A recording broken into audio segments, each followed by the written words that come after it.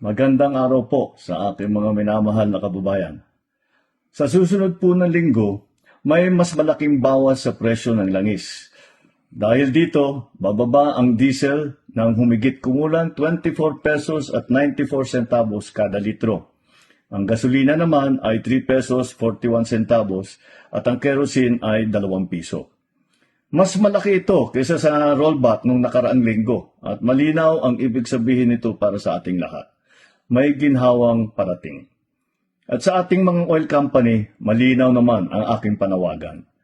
Ipatupad ninyo ang rollback ng buo, tama at walang pagkaantala.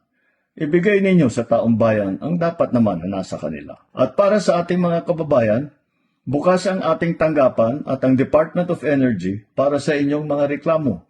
Kung may paglabag, ipaalam po ninyo sa amin. Kikilos kami kagad. Tuloy-tuloy pa rin ang pagbibigay natin ng 10 pesos fuel discount para sa mga PUV at para sa mga bus.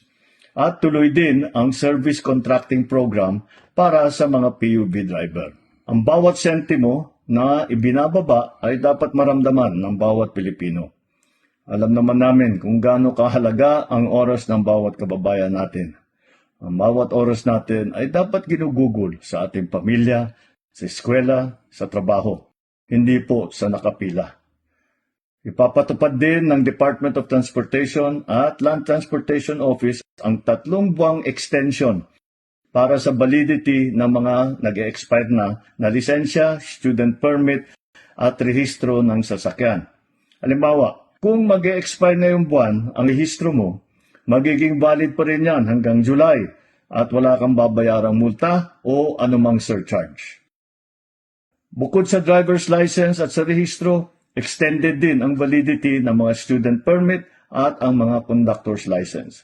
Batid namin ang sitwasyon ng bawat Pilipino sa panahong ito. Hindi tayo titigil, hindi tayo uurong, at hindi nating hahayaan na ang ginhawang ito ay hindi po makarating sa taong bayan. Magandang araw po at marami pong salamat.